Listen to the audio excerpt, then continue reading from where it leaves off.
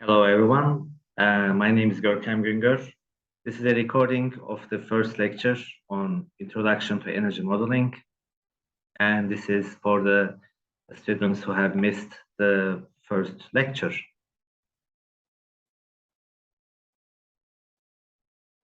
First, briefly, I want to mention about myself. I'm a nuclear engineer. I graduated from Hacettepe University Nuclear Engineering Department in 2002, and I did numerical modeling of trigger reactors with MCMP code, Monte Carlo neutron photon code. And after that, for nearly 8 years, I worked as a salesperson in chemical and mechanical industries. In 2012, I started to work in Ministry of Energy as an energy and natural resources expert. And in 2020, I completed my graduate study in Earth System Science program at Middle East Technical University, which I did mathematical modeling of the Turkish energy system. And these are some of the works which I have completed and academic articles. Now, when we look at energy demand, it meets our daily needs, such as electricity, heating, cooling, and cooking.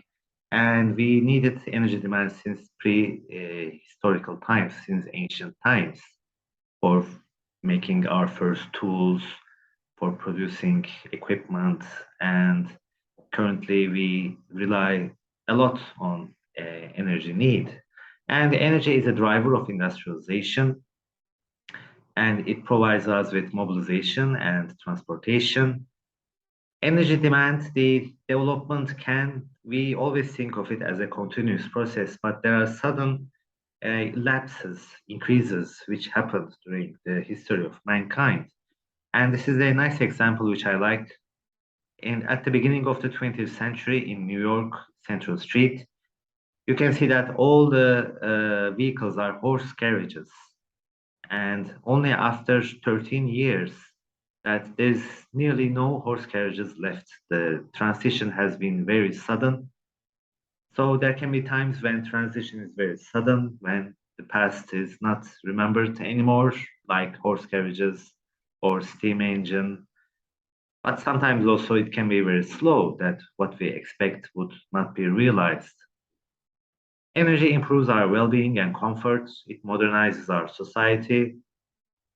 And especially since the last 3 years, we have been feeling a lot of digitalization. Everything is under digital control from our mobile phones, from computers, and everything is at the moment connected.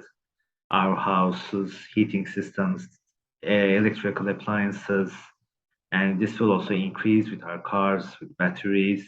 We will be more digitalized. So this results in much more electricity demand. When we look at the energy demand, of course, the primary one is the energy industry and self-use, but also the other sectors like the industry, transportation, buildings, they have a large share in our primary energy consumption. And some industries like transportation, the decarbonization of transportation sector is very difficult.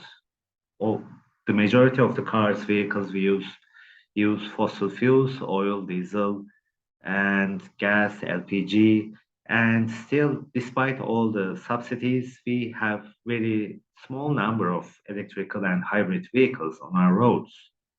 And the industry sector is also very fossil intensive. Some sectors like cement, steel, they rely on high grade heat from fossil fuels, which is difficult to transform to clean fuels. When we look at the energy flow, the upstream activities are fuel extraction imports to produce primary energy fuels. And these fuels are processed and transformed to usable forms for human needs. And these fuels can be used for electricity sector in thermal power plants, nuclear power plants, for water, hydropower plants, and for renewable energy, wind and solar power plants. There's also geothermal power plants and biomass power plants, which we can include. And they can also be used for final energy demands, such as in industry, in buildings, and in transport sectors. The transition will include more electricity storage and combined heat and power plants, where from the power sector, the remaining heat, which is released to the environment, it can be used further for heating purposes. And this heat can both be used and also stored. The excess energy can be stored for future usage in fuel boilers, electric boilers, heat pumps, using geothermal energy and solar thermal panels, which solar thermal panels many of you may be familiar in our southern districts. And there is also production of synthetic fuels with power to X. As the transport sector is decarbonized, as we rely less on oil fuels, we would be producing subsidy clean fuels from also the power sector. And also in the future, we will see energy storage and distributed energy technologies like hydrogen usage and battery storage, which will uh, produce its energy from renewable energy sources. Now, energy is closely linked with human development. Countries which rely on fossil fuels, they want to protect their resource rents. As you have resources like oil and gas resources, these are depletable resources, so you have to utilize them. Also considering the needs of your future generations, you cannot completely deplete them all for current generation with very, very high welfare, but you have to do also savings for the future generation. When we look at the GDP, gross domestic product per capita, and per capita primary power consumption, we see a much linear relationship with high income countries at the top right and the low income countries at the bottom left. But the GDP, gross domestic product, this is very much criticized by especially economists and social scientists, as it doesn't really show our welfare, the human welfare. For example, when we have an environmental catastrophe, like a large oil spill or a big industrial accident, we have to do a lot of government spending to remediate the damages and the environmental pollution. And all of these government spendings, they actually increase our GDP. So it looks like our economy has developed, but in fact, it has not developed. The government had to do the spending to cover the damages of the people and the environment. So there is another initiative which has developed since the last years. It's called the Human Development Index. It doesn't only look at the gross domestic product, but it also looks at indicators for human health, schooling, education. So when we combine them, we can see that a sustainable society can be achievable at 2 to 4 kilowatt primary energy production per person. Because after that, although we consume much higher primary energy, our welfare does not increase at that same amount. And in the energy sector, there are game changers, renewable energy. They depend more on physics and geology of countries, and they rely less on politics and economics like the oil and natural gas fields. And increasingly, as we use more renewable energy resources, we have more footprint on the land, water, and food systems. The land, the land which is used for energy generation can be used for other purposes, water resources, especially for hydropower and also for cooling of power plants.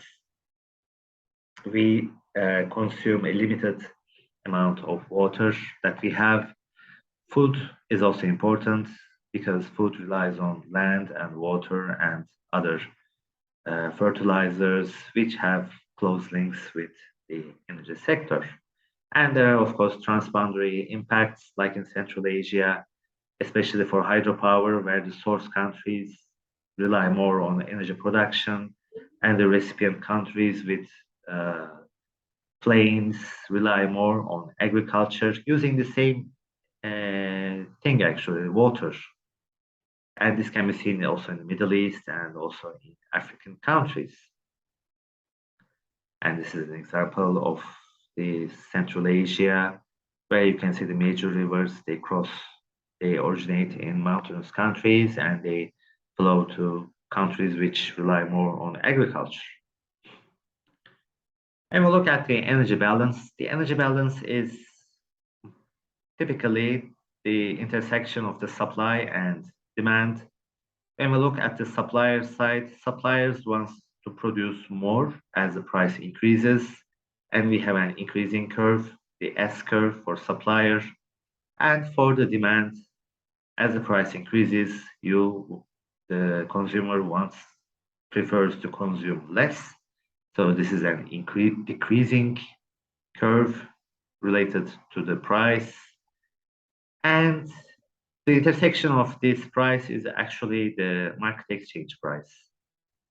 And when we look at the suppliers, the prices below that, the supplier is actually willing to supply a certain amount, an increasing amount as the price increases. And the difference, the area difference between the market exchange price and the supplier's price provides the supplier surplus. And for demand, for the first quantities, the consumer is willing to pay initially a higher price. And again, this price, the higher price, the difference between the higher price that the consumer is willing to pay and the market exchange price, this area provides the consumer surplus. And what we do is actually when we minimize the market exchange price, we also maximize the total surplus of the consumer and the producer. So this supply and demand can shift. The demand can increase, like in electricity, which is fueled a lot by digitalization. Although the prices increase, the electricity demand also increases. And the supply decreases, especially in Europe, where there is a current energy crisis. There is not much natural gas to cover the winter for the European consumers.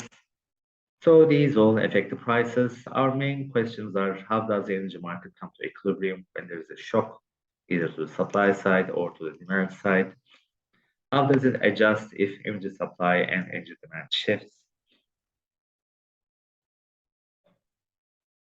And we calculate the surplus, which gives us the total welfare after these shifts. And of course, the government can always regulate the price. It can put a tax, it can put a cap on the consumption. So either the price or the quantity can be controlled by government regulation. In the energy demand, some costs are not originally internalized. The internal costs are mainly the capital costs for investment, the operation costs of facilities, and the fuel costs. But there are also external costs which are not monetized directly, like the environmental costs and, of course, the climate change, the carbon emissions from the fossil fuels. And these rely on government regulations for internalization of these external costs. The energy modeling studies to achieve the Paris Climate Agreement show that up to 80% of the carbon emission reduction efforts is possible by combining demand and supply side strategies. But of course, there's a remaining 20%, which has to be met by much higher extreme technologies such as carbon capture and storage, using either from fossil fuels or bioenergy fuels. We need to capture carbon emissions and store them underground in geological repositories so that the Paris Agreement target can be met. This is a very ambitious target. Currently, our carbon emissions continue to increase. and we need to put much higher effort to achieve the climate goals. The energy transition, historically, since the industrialization, it started with the increase of fossil fuels such as coal not only for energy but also for as a feedstock for steel production, especially. And there's a lesser reliance on traditional biofuels such as wood or peat, and increasing usage of coal. And it shows them very much similar curve with the democratization of countries. And of course, there's two world wars, the First World War and the Second World War, which has a high impact on the percentage of democratic countries. But during that period, there's a less usage of coal and more usage of crude oil. But since the introduction of renewable clean energy resources, we can see that this transition reversed in not in favor of democratic countries. The democratic countries seem to resist more to this energy transition, and there is very much shift to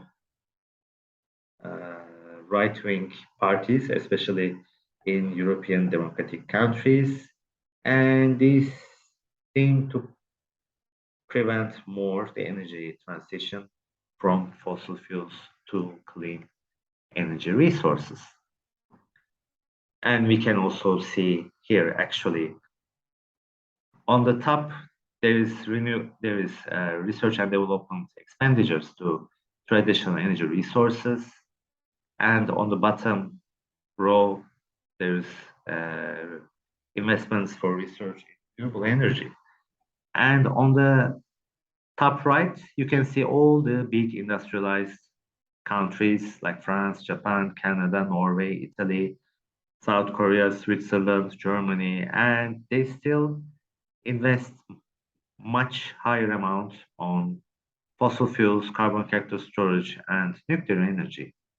Whereas for renewable energy, we can see Turkey investing in research and development, and some smaller European countries like Denmark, Austria, Portugal, Spain. So we still see a very much high research and development expenditures to conventional fossil fuels. Of course, the climate target is closely linked with the other sustainable development goals. 17 goals is defined with 169 interlinked targets. These targets both have synergies and trade-offs between them, like if you invest in one target, there can be a trade-off with another target. So you have to look at them on a project level, such as this example for Grand Ethiopian Renaissance Dam. Although it is a green investment, there are still many synergies and trade-offs. Synergies are represented with green ones, trade-offs with orange colors. So we have to look at the complete picture to define a project as a green project. And the next one is from Hinkley Point C nuclear power plant project in United Kingdom. Again, for both, it's similar. They're both non-carbon emitting technologies, investments, but they have both synergies and trade-offs with other sustainable development goals. The transition in the energy system requires an interdisciplinary framework. When we say interdisciplinary, we will rely much more to renewable energy resources, and we have to predict their availability. There are many more satellites at the moment orbiting the solar system, the sun, and observing the solar pulses and the activity as our continuous main energy input is the sun for both solar energy and also for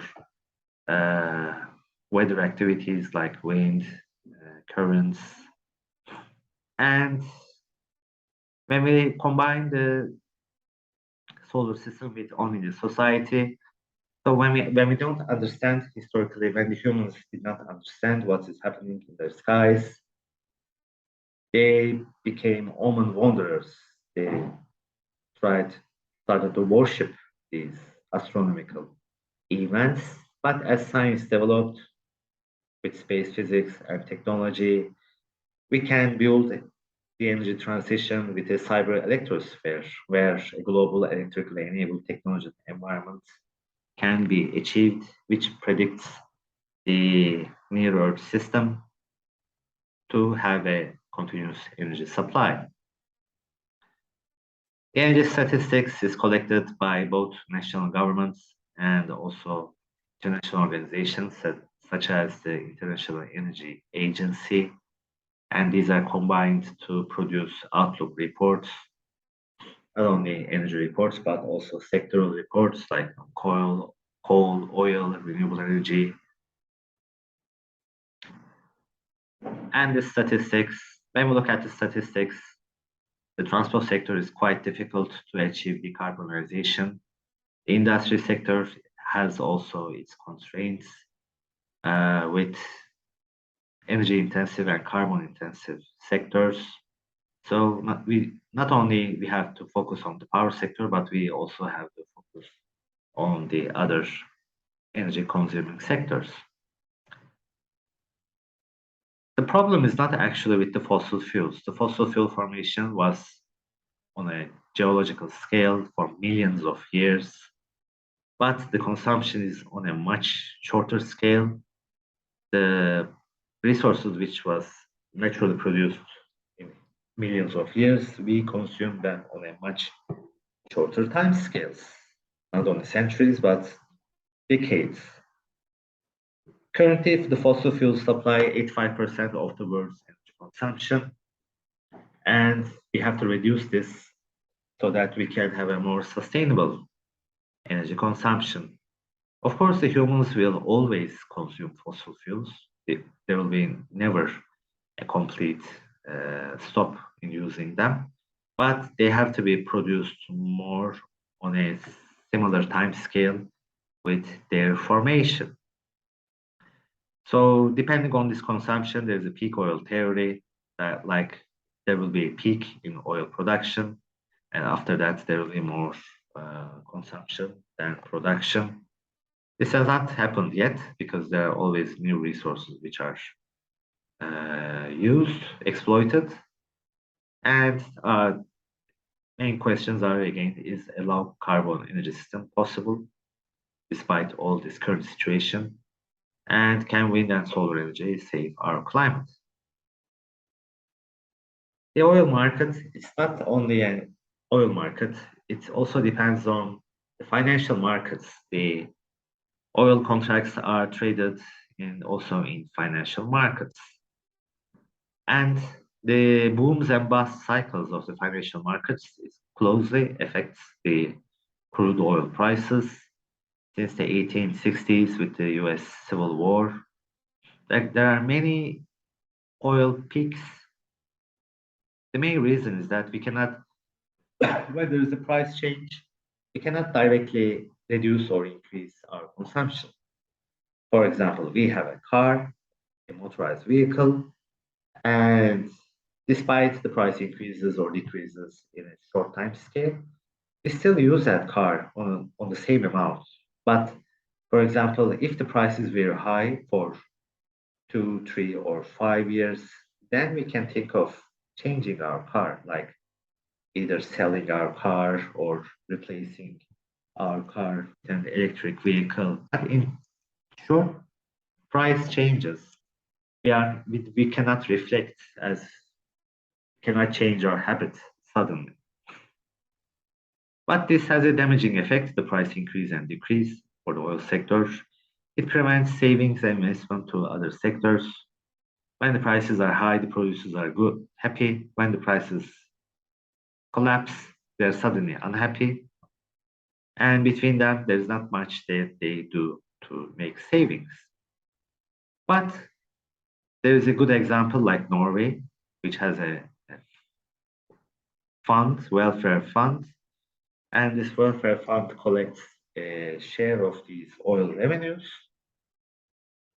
thinking, knowing that these oil revenues will not last forever, and these savings provide a safeguard for future generations. And currently, some oil Middle East countries like Qatar and United Arab Emirates, they also follow this good example. As I said, oil is not just oil. Oil is a geopolitical commodity. It is influenced by big suppliers. There are price setters like OPEC, having 40% of oil reserves, and also not current contracts, but also future contracts are also traded.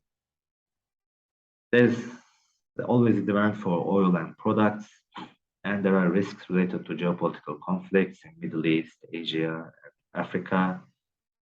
And there can be big accidents like oil spills, natural disasters, and disruptions like the blockage of the Suez Canal, preventing oil supply. And there's also a game changer. There's a supply increase from North America, from US and Canada. With shale gas and oil, they provide a higher supply to the world, and this provides a decrease in the price. But of course, it's the pandemic. We have seen the first collapse of the oil price with the closures of major big economies like China. And after that, since the beginning of this year, with the war in Ukraine, we have seen again a rise in the oil prices. And oil is very much distributed geographically to the world. Some resources are more accessible, some are less accessible. The coal market.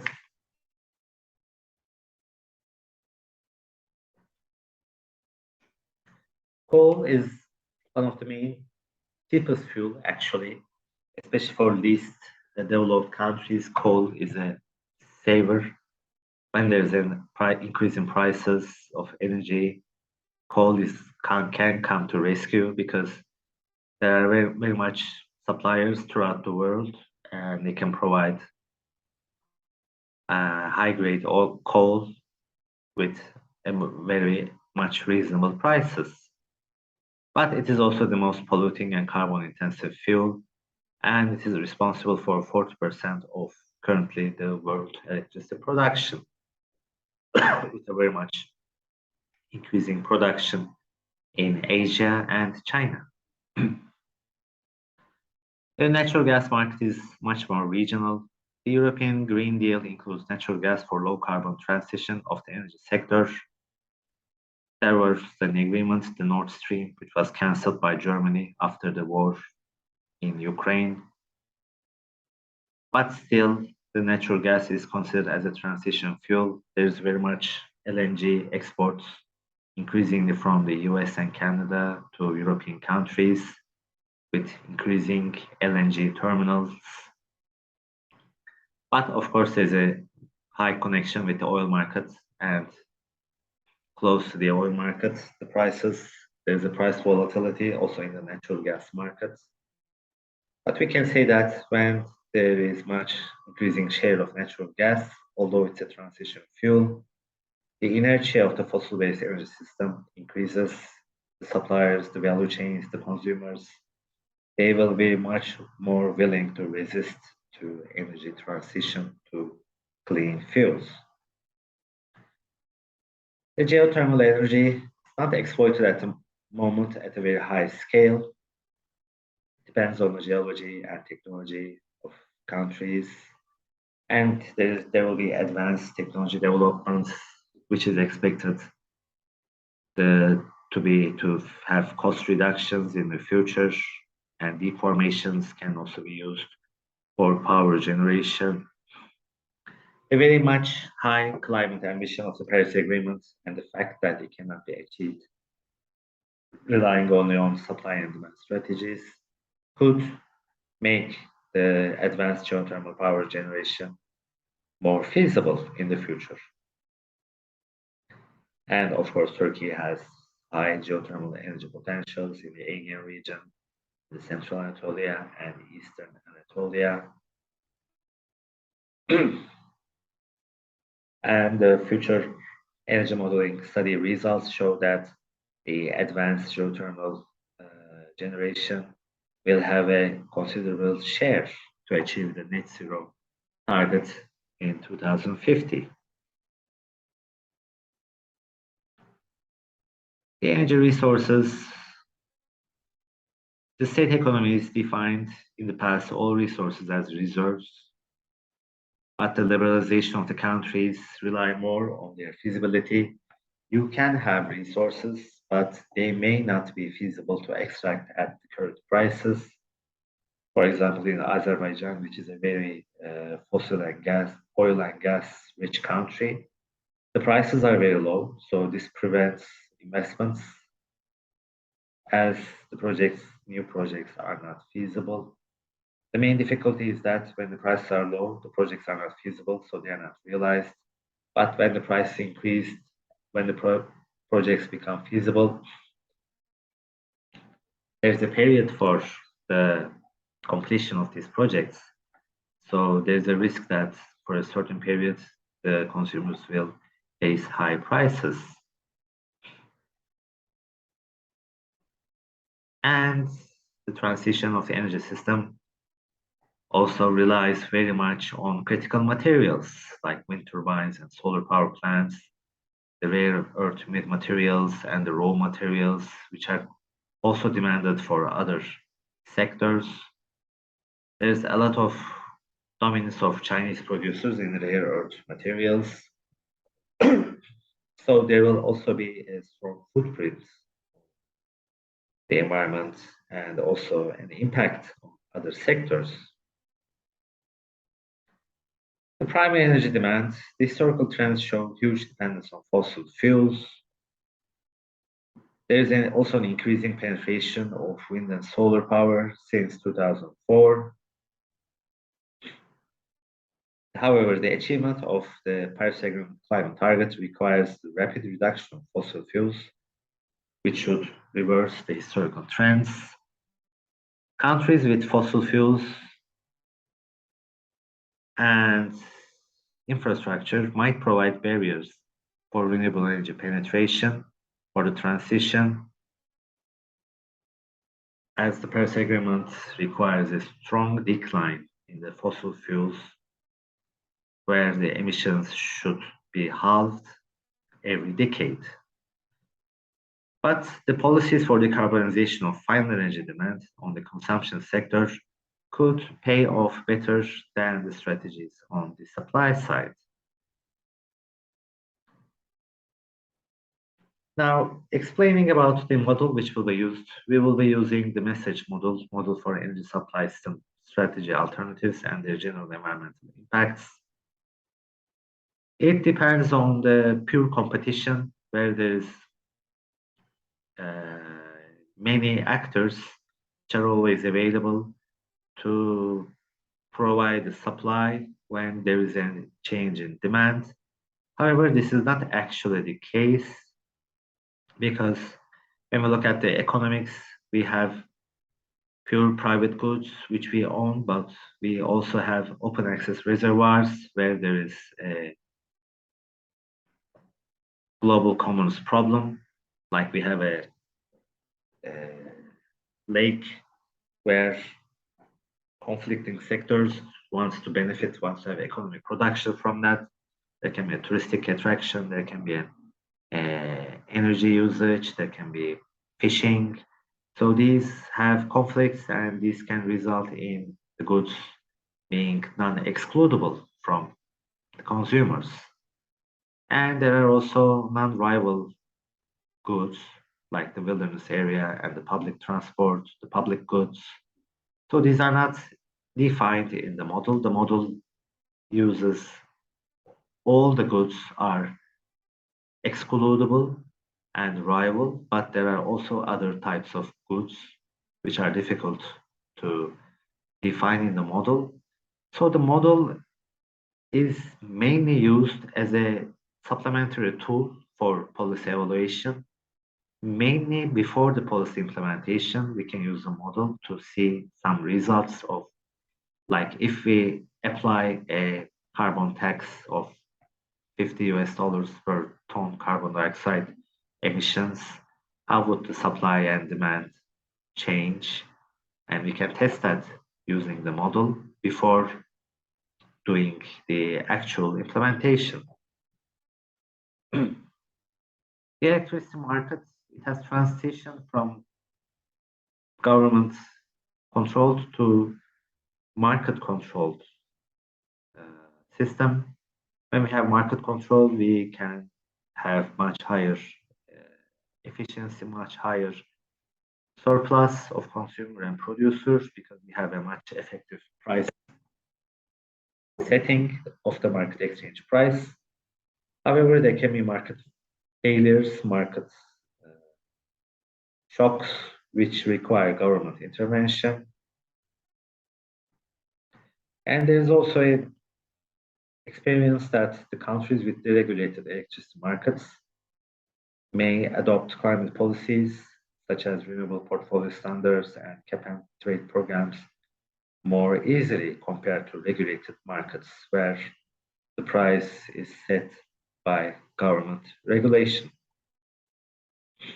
And this is a scheme of the energy markets in the Turkish system. On the left, the day-ahead market, the bilateral treatments.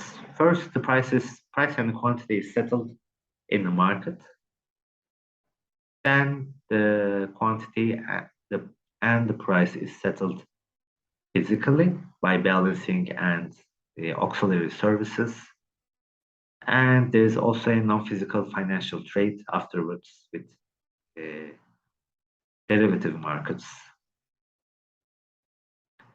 The transition also relies much on energy innovation in efficiency, technological feasibility, grid balancing, and infrastructure planning.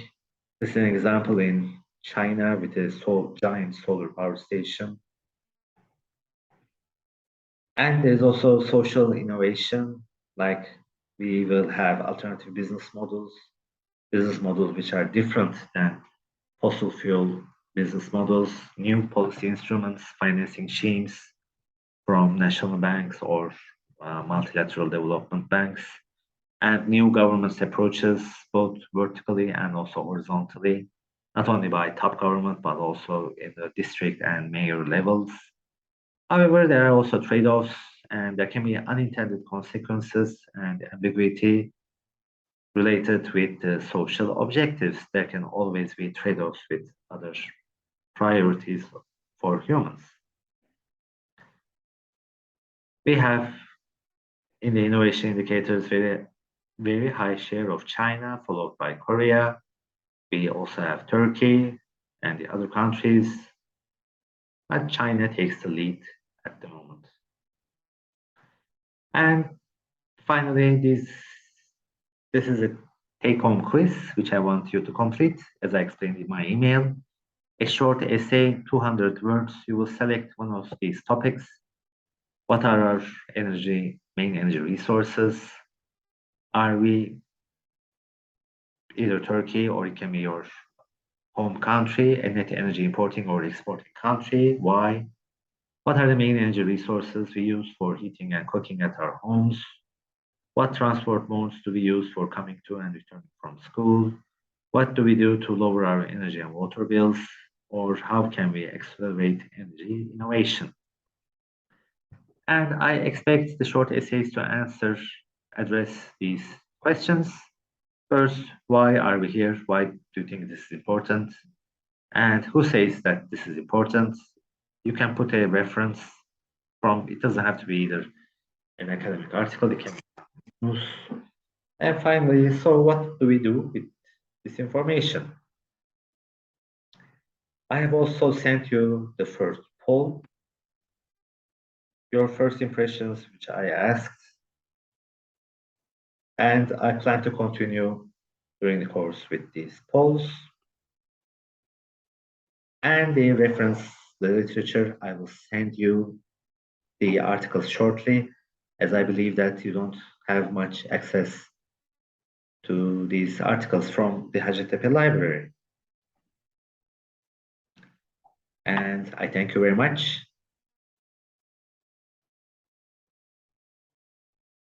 for your attention.